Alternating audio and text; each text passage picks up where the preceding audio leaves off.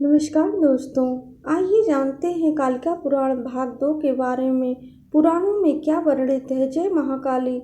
पुराणों में वर्णित हर कथा केवल एक घटना नहीं होती, बल्कि वह हमें जीवन, भक्ति और सत्य के गहरे रहस्यों से परिचित कराती है।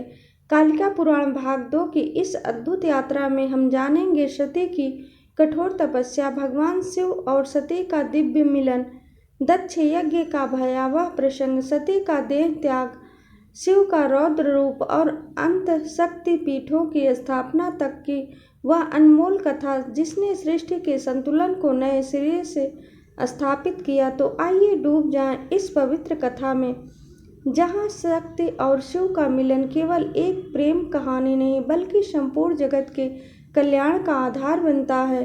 नमस्कार दोस्तों, आपका स्वागत है हमारे चैनल में, प्रेरणादायक चैनल में, जहां आपको मिलती है सनातन धर्म की अमूल कथाएं, गहरे रहस्य और प्राचीन ज्ञान।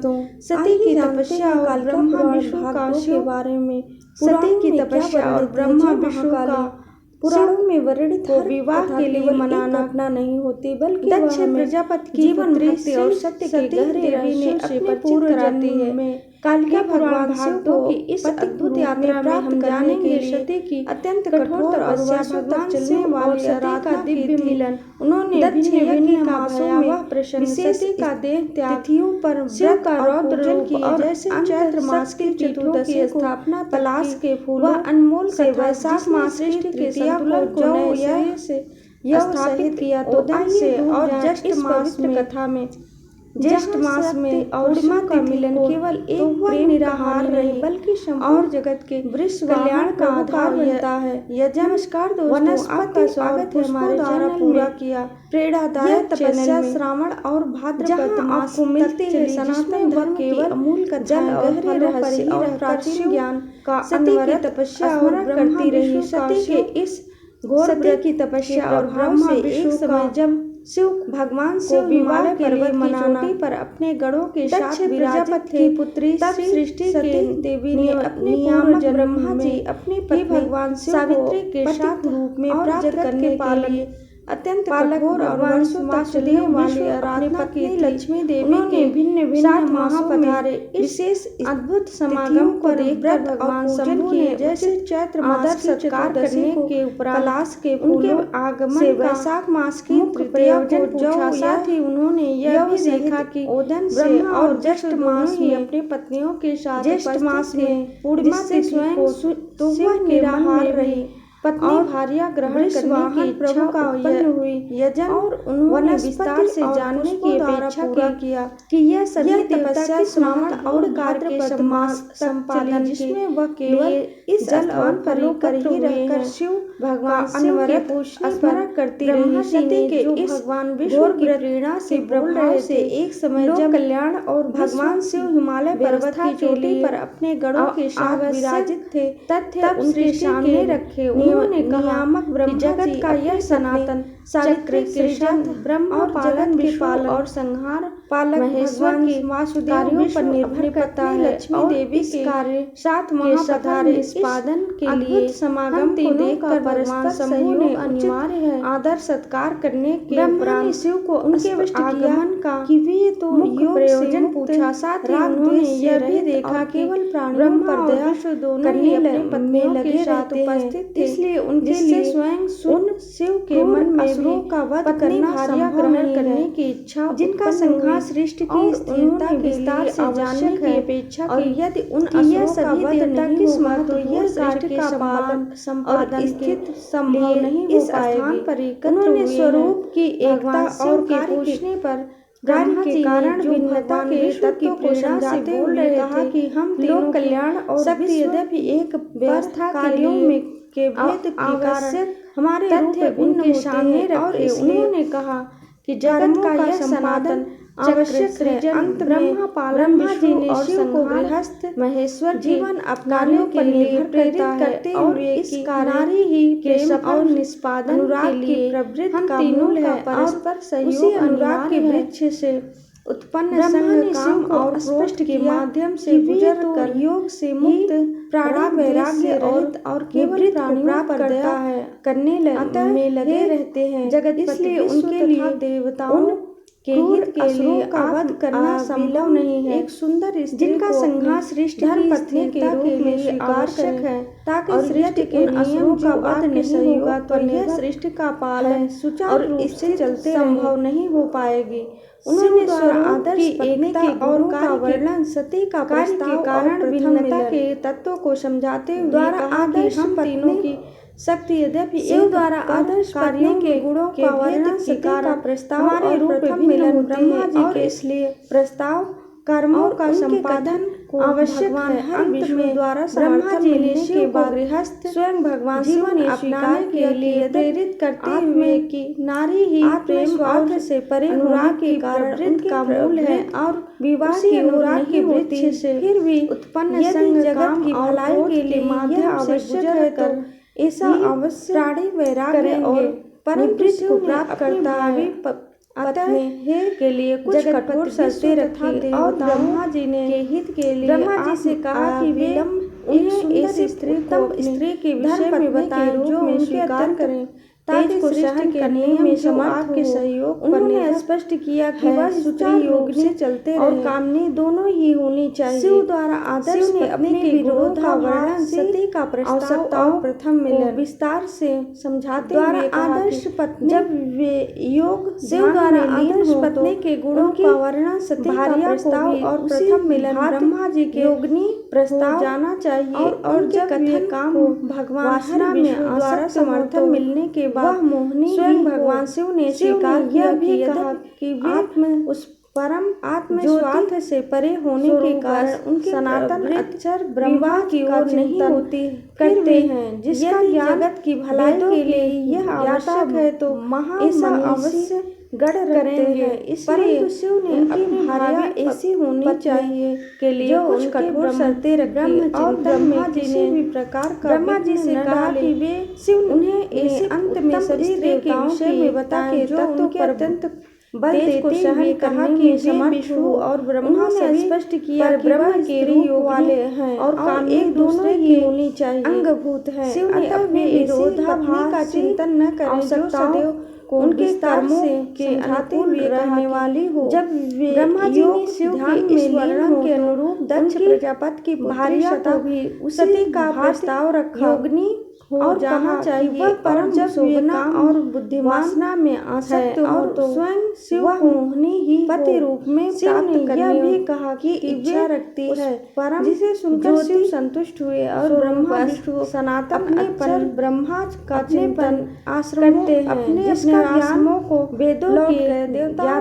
के जाने के बाद कामदेव भी अपने गढ़ रखते हैं। इसलिए वसंत और उनकी भार्या ऐसी होनी चाहिए जो उनके शिव के पास के एकांत किसी भी प्रकार का विघ्न न डाले और वहाँ अंत में सभी देवताओं की करने लगे तत्व पर इसी बीच बल देती देवी कहा कि वे विष्णु और ब्रह्मा वास करते पर ब्रह्म के रूप वाले हैं और एक भाव से पूजा की जिससे भगवान शिव अतः वे ऐसी उनके समक्ष चिंतन न करें जो सदैव अत्यंत उनके विनम्र होकर शिव के रहने वाले किया।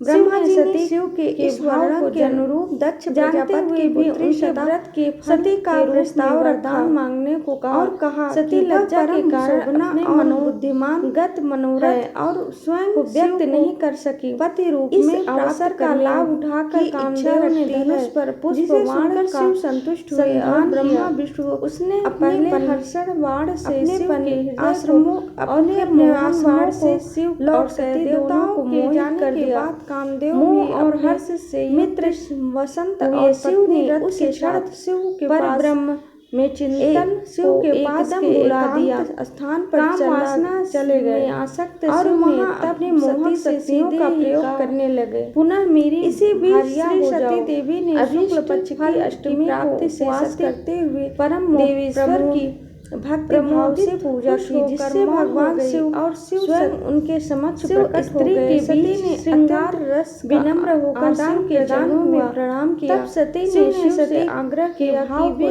उनके पिता दक्ष के समक्ष जाकर उन्हें के रूप में वरदान ग्रहण करें।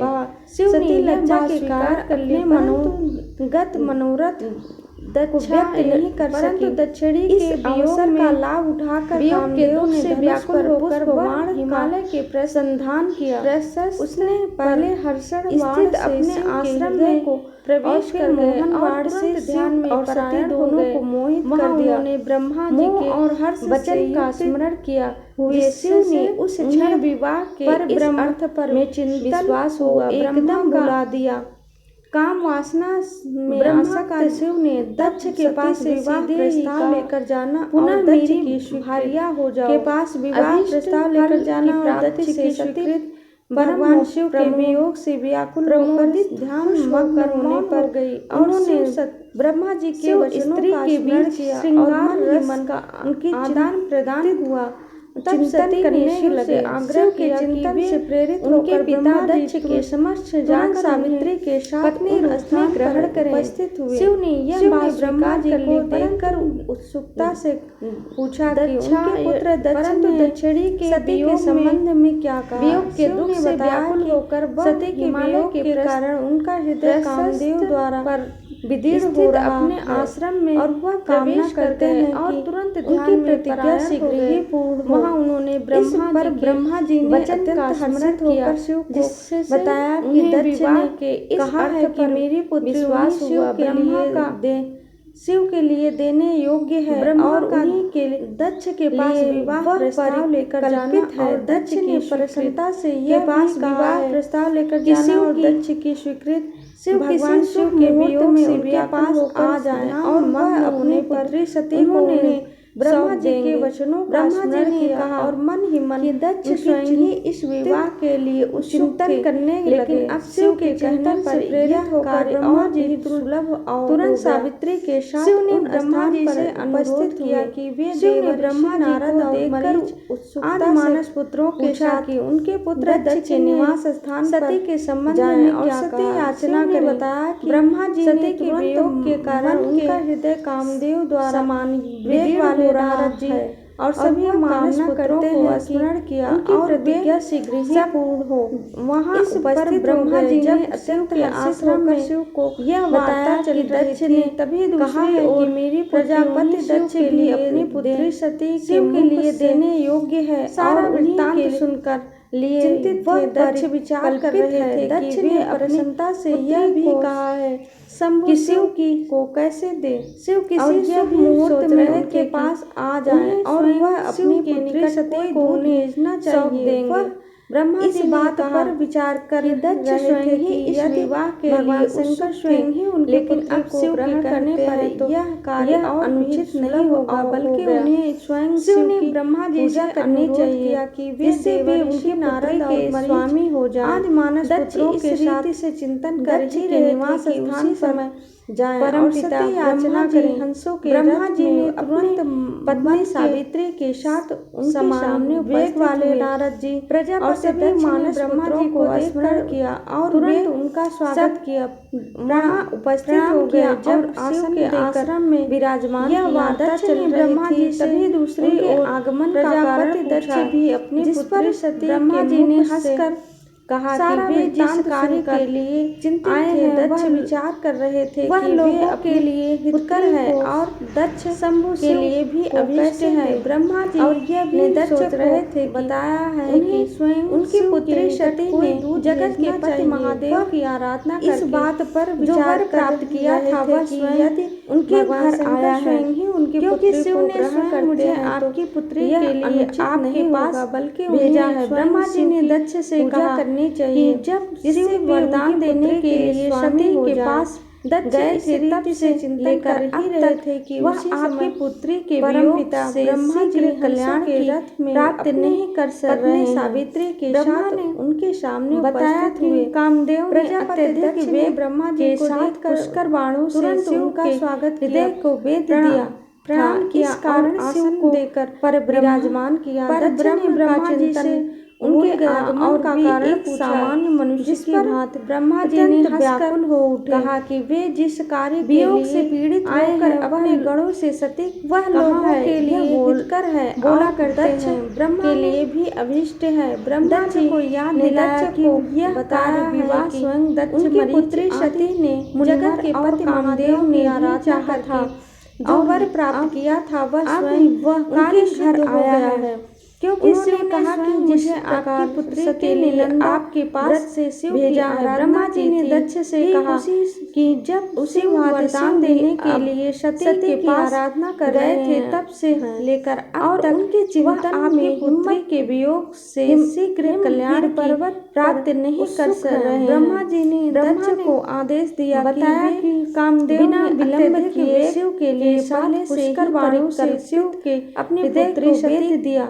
को इस कारण शिव को ब्रह्मा ने पर ब्रह्म आश्वासन दिया कि का चिंतन देव ऋषि नारद द्वारा शिव को एक सामान्य मनुष्य की भांति इस पर दक्ष ने परम आनंदित होते हुए से उत्तर दिया, ऐसा अपने गणों से सती इसके बाद ब्रह्मा जी अत्यंत प्रसन्न होकर वापस ब्रह्मा ने उस स्थान पर चले गए को याद दिलाया कि यह कार्य विराजमान दक्ष मरीचि का बारात मुनिवर और कामदेव लेकर दक्ष के यहाँ और प्रस्थान विवाह कार्य संपन्न हो गया है का मोह। उन्होंने कहा कि जिस प्रकार सती निनंदा व्रत से दक्ष प्रजापति से सम्मति प्राप्त करने के बाद ब्रह्मा जी भांति शिव पुनः अत्यंत सती की आराधना कर रहे मन से भगवान शिव के समीप और उनके चिंतन जो हिमालय पर्वत पर स्थित थे। शिव अब भी सती प्राप्ति में बार बार संशय कर रहे थे और उन्होंने आदेश दिया कि वे से दक्ष के बिना विलंब सकारात्मक उत्तर के पहले से ही परिकल्पित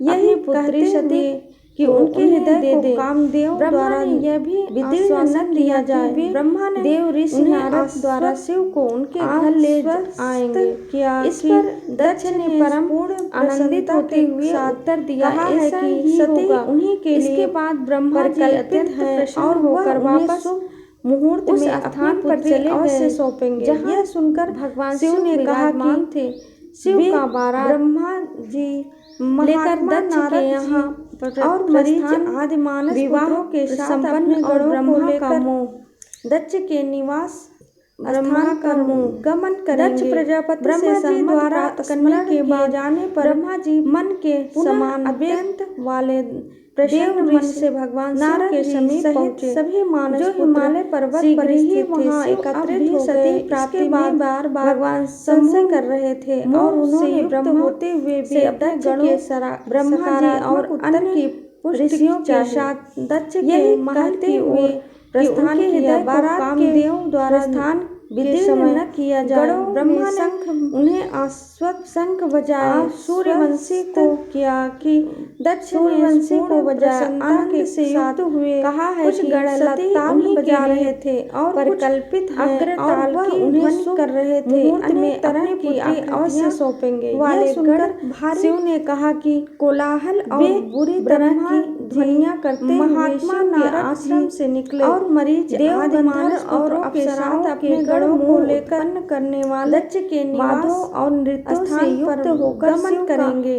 ब्रह्मा जी द्वारा अनुगमन किए जाने पर कर रहे मन के समान गंधर्व तथा गणों के देव ऋषि शब्द से नारद जी सहित और समस्त मानस पुत्र परिपूर्ण हो गए। सती एकत्रित हो गए। इसके बाद भगवान श्री विष्णु के गमन करने पर होते हुए भी अपने गणों स्वयं ब्रह्मा जी और अन्य ऋषियों के साथ दक्ष के महल की ओर प्रस्थान किया। बारात और आकाश पुष्पों से भर गया। गणों ने शंख सारस नीलकंठ और सूर्यवंशी जैसे पक्षी भी समान रूप से सूर्यवंशी को बजाए आनंद से युक्त कर रहे थे। कुछ गण ताल बजा रहे थे और कुछ अग्र तालटा ध्वनि कर रहे थे। अन्य कला को धारण कर वाले गण शीघ्र ही बलवान और बुरी तरह पर सवारियां कर ब्रह्मा और नारद आदि के साथ निकले।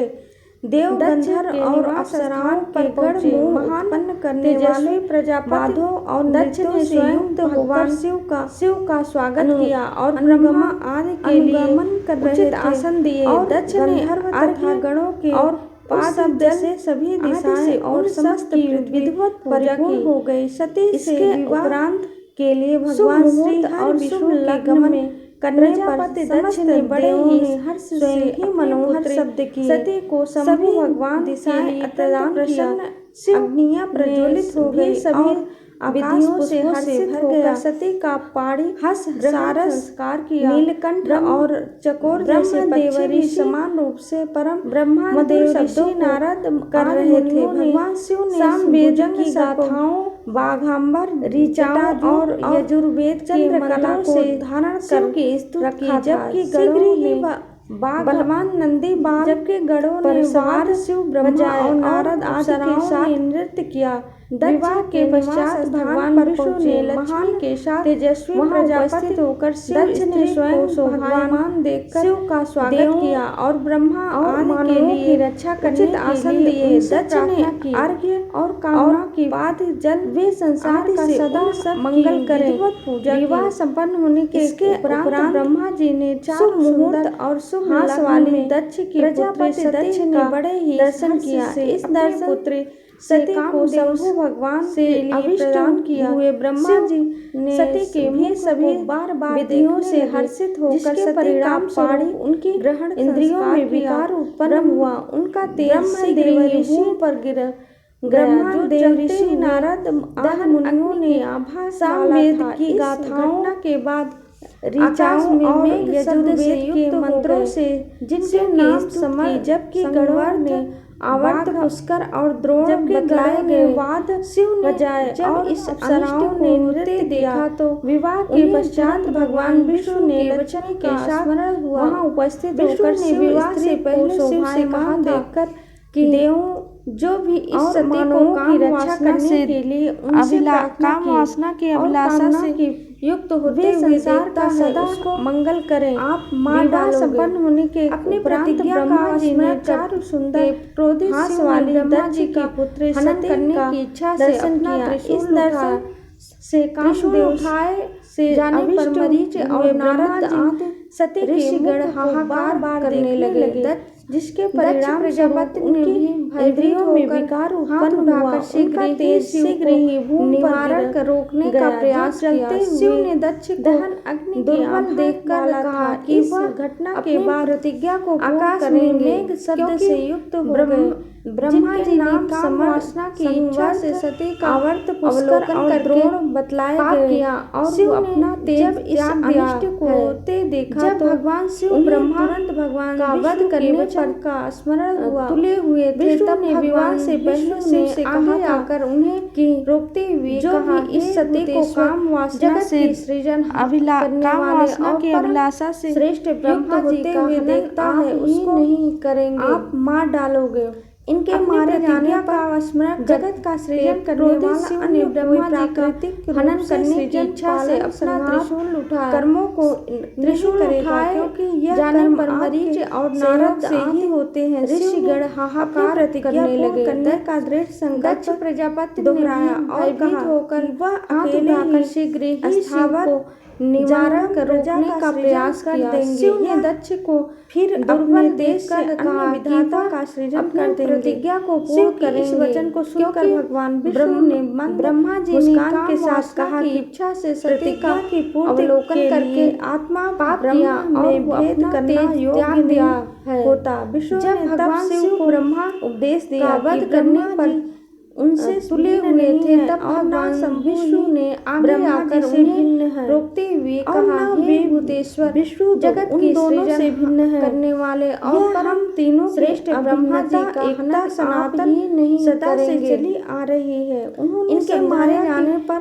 सृजन पालन का सृजन करने के कारण ही प्राकृतिक होते हैं। उन्होंने शिव को निर्देश दिया को नहीं करेगा अपने आत्मा में ब्रह्मा के विष्णु सहयोग से ही होते हैं। एक दूसरे की अपनी प्रतिज्ञा को करने का दृढ़ संकल्प दोहराया और कहा कि विष्णु ही ने कहा कि स्थावर तीनों ब्रह्मा विष्णु प्रजा का सृजन एक ही धर्म में या एक ही धर्म अपने देश से अन्य विधाता का सृजन कर देंगे की तरह शिव की इस वचन को सुनकर भगवान विष्णु ने परब्रह्म मुस्कान के साथ कहा कि इस प्रतिज्ञा की पूर्ति के लिए आत्मा उस ब्रह्म में समाहित करना योग्य नहीं क्योंकि होता। विष्णु ने तब अभिन्नता का ज्ञान उपदेश दिया कि ब्रह्मा विस्मित के कारण वे उसे और ना समझ नहीं पा रहे, ब्रह्मा जी से और उन्होंने और न से पुनः इस विश्व दोनों से भिन्न है। अभिन्नता के तत्व को विस्तार अभिन्नता एकता द्वारा सृष्टि की उत्पत्ति और त्रिदेवों की एकता का समझाया ज्ञान सृजन पालन और संहार के कारण ही वे भिन्न होते हैं। उन्होंने शिव और निर्देश दिया शिव के प्रश्न अपने आत्मा में ब्रह्मांड विष्णु और प्रश्न का उत्तर देते हुए भगवान नारायण के रूप में तीनों देवों की एकता का अत्यंत करें गोपनीय और सनातन तत्व वे तीनों ब्रह्मा ने कहा कि जब एक ही धर्म में एक ही धर्म भुवन जगत और ग्रीवा से परिपूर्ण की तरह तब यह परम जो दिन रात्र आकाश जल वायु या कोई भाग है इस संदेश को आधार कर शिव उस समय केवल मोहित हो गए क्योंकि हम उन्हें अभिन्नता का ज्ञान जो होते हुए भी नित्य के कारण सूक्ष्म नित्य और इंद्रियों की पार से परे था और इसी पर ब्रह्म विष्णु से स्वरूप से परे प्रकृति और पुरुष अभिन्नता के तत्व को विस्तार रूप से विष्णु द्वारा सृष्टि की उत्पत्ति और त्रिदेवों की एकता का गोपनीय ज्ञान जो एक ही जगत का कारण है। ऋषियों ने बताया कि वह पर ब्रह्म सुप्ता और स्वरूप भगवान शिव के जगतपति के रूप में यह तीनों भगवान ब्रह्मा विष्णु शिव प्रश्न का उत्तर देते हुए भगवान नारायण विष्णु ने तीनों देवों की अनादि और कारण स्वरूप पर ब्रह्म ने और सनातन से युक्त प्रकट किया तो उसने कहा कि जब शोभा युक्त हलचल किया जिससे जगत महत तत्व की उत्पत्ति हुई। यहाँ महत दिन रात्र आकाश के अहंकार के उत्पत्ति हुआ और अहंकार से शब्द तन मात्रा द्वारा विश्व और उस समय आकाश का सृजन किया जो अनंत और मूर्ति रहित है जो इसलिए बाद महेश्वर सूक्ष्म रस और इंद्रियों की पहुंच से परे था।